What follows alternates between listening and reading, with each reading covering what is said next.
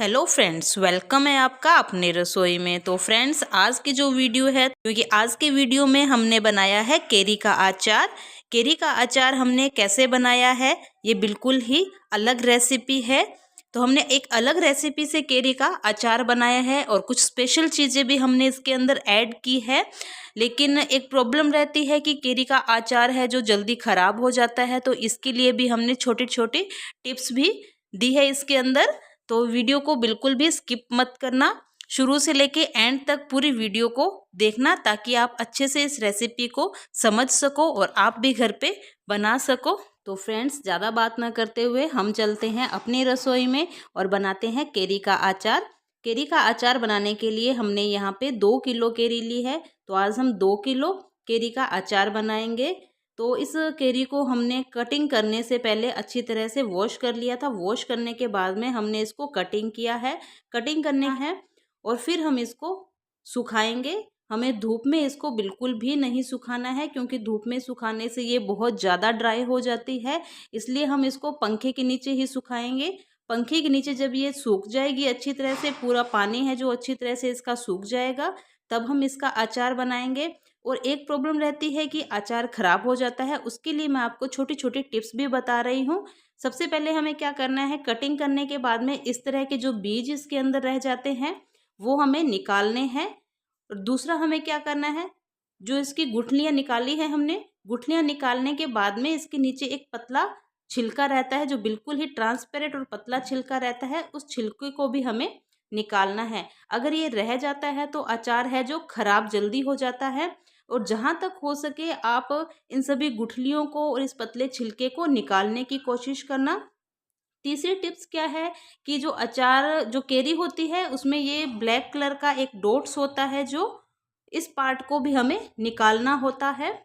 इसको भी हम जितनी भी केरी है, जितनी भी केरी के अंदर ये जो ब्लैक डॉट्स वाला पार्ट रह जाता है उसको भी हम रिमूव कर देंगे, ताकि जो अचार है वो लंबे टाइम तक चले, खराब ना हो। तो फ्रेंड्स, हमें अचार को लंबे टाइम तक सही रखना होता है। तो हमें क्या करना होता है कि हम बार बार तो अचार बनाते नहीं हैं, हम एक साथ इकट्ठा बना के रख लेते हैं ताकि ये काफ़ी लंबे टाइम तक चले। लेकिन जब हम छोटी छोटी बातों का ध्यान नहीं रखते हैं इसके अंदर, तो जो अचार है वो जल्दी ख़राब हो जाता है। इसलिए हमें बहुत सी बातों का इसमें ध्यान रखना होता है।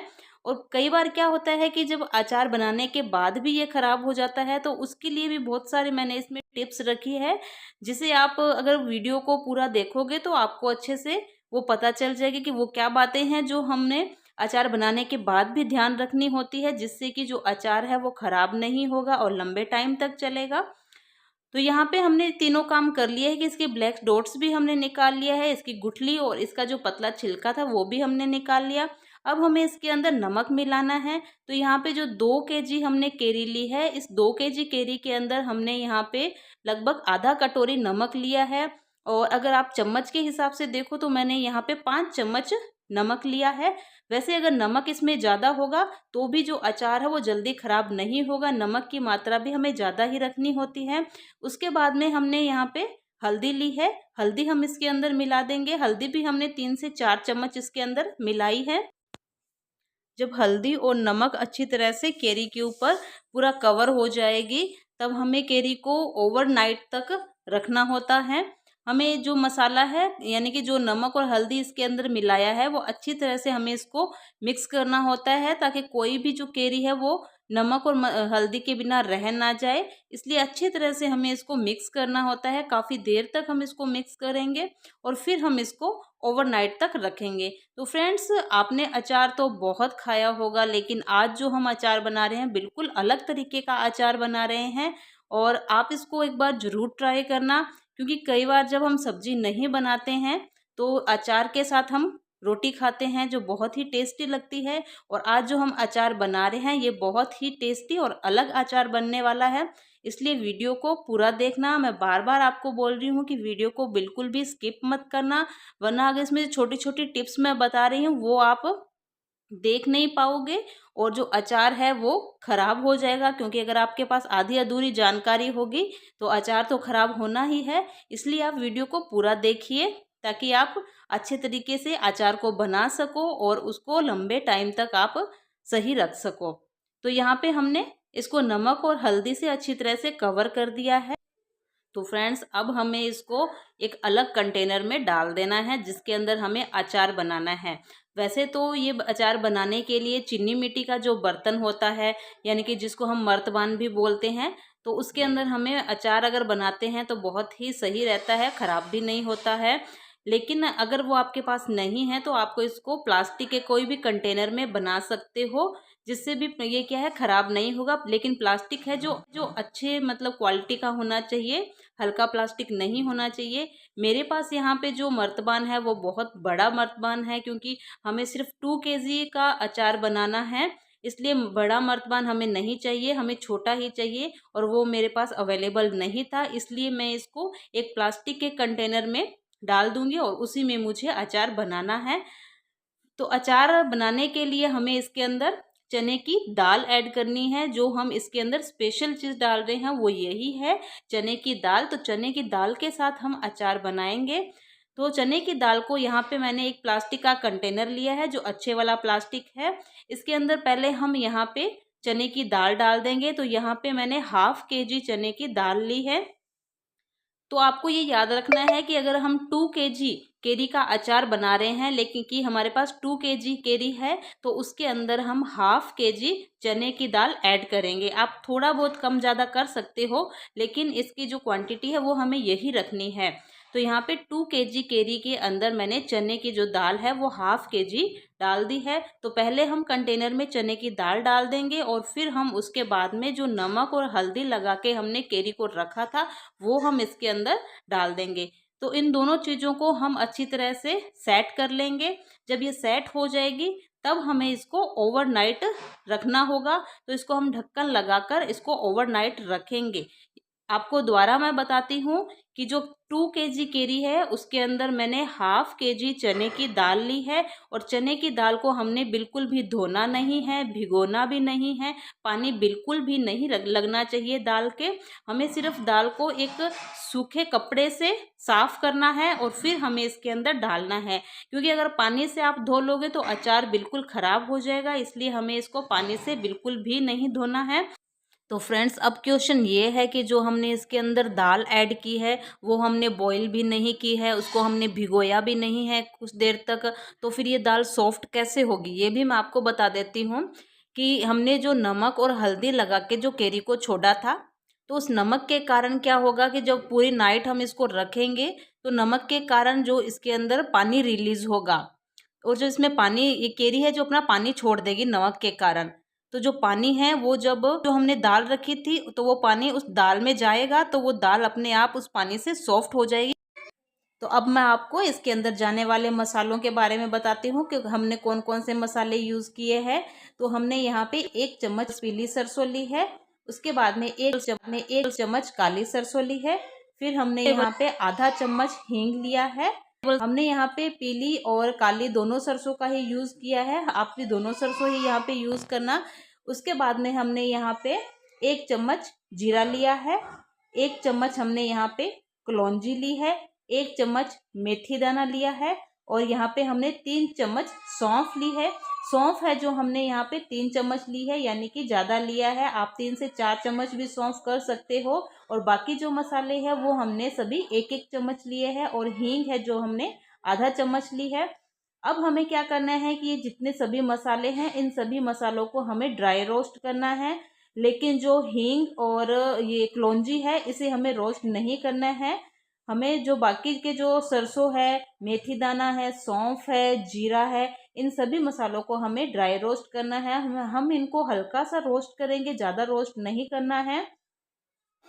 तो यहाँ पे हमने सभी मसालों को रोस्ट कर लिया है। तो सबसे पहले जैसे ये सौंफ है, जीरा है, और उसके बाद में जो मेथी थी और जो सरसों थी, उन सभी को हम रोस्ट कर लेंगे और उनको एक साथ में मिक्स करके हमें एक मिक्सी जार में डालना है। और मिक्सी जार में डालने के बाद में हम इसको पीस लेंगे। हमें जो ये मसाले हैं वो ज़्यादा नहीं पीसने हैं, इसका हमें पाउडर नहीं बनाना है, इसको हमें दरदरा ही रखना है। दरदरा इसको पीसने के बाद में फिर हम इसे अचार के अंदर मिला देंगे।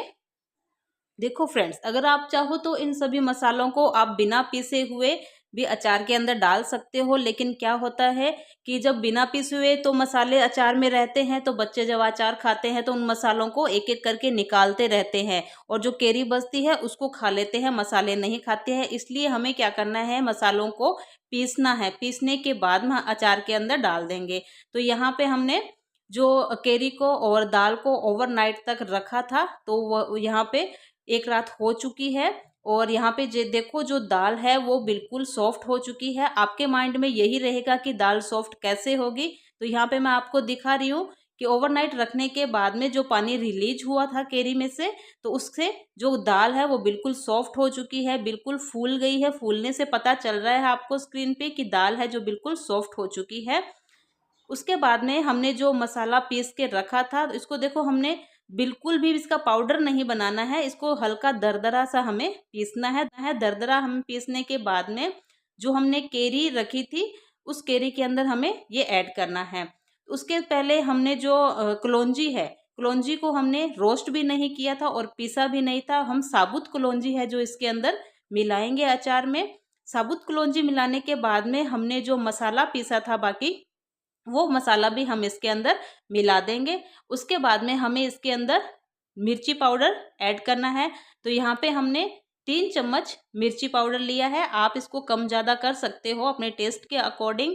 यहाँ पे मैंने 2 केजी केरी में 3 चम्मच मिर्ची ली है, उसको हम अच्छे से मिक्स कर देंगे और इसके अंदर हम थोड़ा सा हल्दी भी मिला देंगे। हल्दी हमें थोड़ी ही मिलानी है क्योंकि हमने पहले पहले केरी को हल्दी से कवर कर दिया था। अब हम इन सभी मसालों को अच्छे से इसमें मिक्स कर देंगे। अब हमें इसके अंदर सरसों का तेल डालना है। तो सरसों का तेल पहले हमें हल्का सा गरम करना है। उसके अंदर हम 1/2 टेबल स्पून हींग डाल देंगे और फिर उसको हल्का सा गरम करेंगे। गरम करने के बाद हम अचार के अंदर तेल डाल देंगे। तो यहाँ पे आप देख सकते हो तेल है जो मैंने काफ़ी मात्रा में यूज़ किया है, जिससे कि पूरी केरी है जो अच्छे से कवर हो गई है ऊपर से। और जो हम तेल ज़्यादा इसलिए डाल रहे हैं ताकि जो अचार है वो लंबे टाइम तक चलेगा। और इसके साथ में हम यहाँ पे वाइट विनेगर भी डाल रहे हैं। वाइट विनेगर है जो ऑप्शनल है, आप इसको स्किप भी कर सकते हो क्योंकि हमने जो तेल डाला है वो काफ़ी मात्रा में इसके अंदर डाला है, तो हमें वाइट विनेगर की यहाँ पे ज़रूरत नहीं है। आप चाहो तो इसको स्किप कर सकते हो। तेल को हम अच्छे से इसके अंदर केरी को मिक्स कर देंगे। तेल आप देख सकते हो फ्रेंड्स, तेल हमें काफ़ी मात्रा में इसके अंदर डालना है। आप तेल डालने में बिल्कुल भी कंजूसी मत करना, आप ज़्यादा ही इसके अंदर तेल रखना।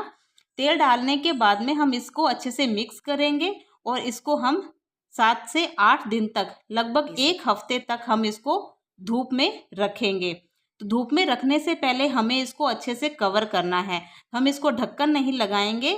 हमें क्या करना है, एक कॉटन का साफ कपड़ा लेना है और कॉटन के कपड़े से हमें इसको कवर करना है। फिर हमें इसको धूप में रखना है। और कॉटन के कपड़े से क्या होगा कि इसके अंदर अगर हम ढक्कन लगा देते हैं तो इसके अंदर थोड़ी गैस रिलीज होगी। तो अगर ढक्कन लगाने से जो गैस है वो इसके अंदर ही रह जाएगी, बाहर नहीं निकल पाएगी। और कॉटन का कपड़ा अगर हम इसके ऊपर लगाएंगे तो जो गैस रिलीज होगी तो वो गैस बाहर निकल सकती है इसमें कपड़े के अंदर से। इसलिए हमें इसको ढक्कन नहीं लगाना है, कॉटन का कपड़ा हमें इसके ऊपर बांधना है। फिर हमें इसको धूप में रखना है। और अगर बाहर मौसम खराब है, जैसे अंधेरी वगैरह का मौसम है, अभी अंधेरी चल रही है, तो हमें क्या करना है कि जो ढक्कन है हम इसके ऊपर हल्का सा ढक्कन लगा देंगे। हमें इसको पूरा ढक्कन लगाकर एकदम टाइट बंद नहीं करना है, हल्का सा ही ढक्कन रखना है। और ताकि फिर हम इसको सेफ जगह पे रख देंगे ताकि ये मिट्टी वगैरह से बचा रहेगा। तो यहाँ पे 7 से 8 दिन हो चुके हैं। तो देखो जो अचार है वो बनकर बिल्कुल तैयार हो गया है। दाल भी बिल्कुल सॉफ्ट हो चुकी है, कैरी भी बिल्कुल सॉफ्ट बनी है और दिखने में भी बहुत अच्छा है और खाने में भी बहुत टेस्टी है। तो अब अचार बनने के बाद भी हमें कुछ बातों का ध्यान रखना है जिससे कि अचार लंबे टाइम तक चले, ख़राब ना हो। पहली बात ये है कि जब हमें अचार निकालना होता है, कि हमें जब खाने के लिए बड़े कंटेनर में से जब हम अचार निकालते हैं तो हमारे जो हाथ है वो बिल्कुल साफ़ होने चाहिए। हाथों को बिल्कुल सूखा लेना, हाथ गीले नहीं होने चाहिए क्योंकि अगर गीले हाथ अगर अचार में डालते हैं तो अचार पूरा ख़राब हो जाता है। सेकंड बात ये है कि हम खाना बनाते हुए कई बार क्या होता है कि अचार निकाल लेते हैं और आटे के जो हाथ होते हैं वो अचार में जाते हैं, तो जिसके कारण अचार बिल्कुल ख़राब हो जाता है। तो इन बातों का अगर हम ध्यान रखेंगे तो अचार है वो लंबे टाइम तक चलेगा, ख़राब नहीं होगा। तो फ्रेंड्स, आज की ये वीडियो, आज की ये रेसिपी आपको कैसे लगी हमें कमेंट करके ज़रूर बताना। हमारे चैनल को लाइक करना, शेयर करना, सब्सक्राइब करना और ज़्यादा से ज़्यादा इसको शेयर करना और शुरू से लेके लास्ट तक पूरी वीडियो को देखना, ताकि आप अच्छे से इस वीडियो को, रेसिपी को समझ सको और आप भी घर पे ट्राई कर सको। Thank you.